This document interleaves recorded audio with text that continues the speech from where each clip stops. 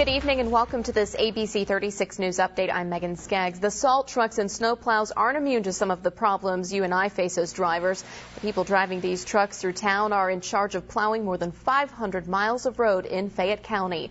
Officials say there are about 40 trucks that clear roads. Each truck is essentially a dump truck with a salt spreader and snowplow on the front.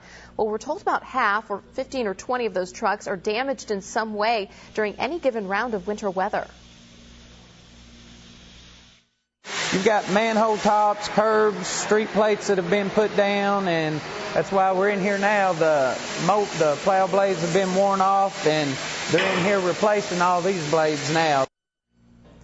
And just this morning, at least 5 trucks needed repairs. Usually, just as he said, the blades that get damaged while scraping ice and snow off the roads.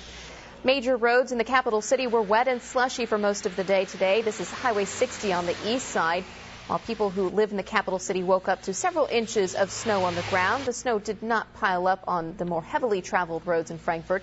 Few traffic problems were reported today. The head of Kentucky's prison system says the riot-ravaged medium security prison near Danville will be rebuilt, but insurance money won't come close to paying the bill. 5 buildings at the North Point Training Center were destroyed during the fiery riot last August. Inmate dorms were damaged, dropping the inmate population from 1,265 to 500 now. Kentucky's Corrections Commissioner told lawmakers today that it will cost $18.8 million to rebuild North Point. While the state is still negotiating an insurance settlement, the commissioner is asking for $10 million in taxpayer dollars to return the prison to its pre-riot size. Despite the price tag, she defends the idea of rebuilding instead of shifting the money elsewhere.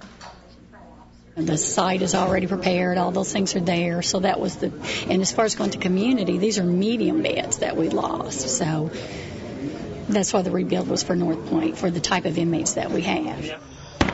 Well, to date, the insurance company has given the state $4.5 million. That money has been used to move inmates, replace equipment, begin repairing dorms, and design the rebuild. Negotiations continue on the final settlement total. A woman with a machete scared off 2 men who police say tried to break into her home. Police are now searching for those suspects that broke into the home off Linden Street in Richmond.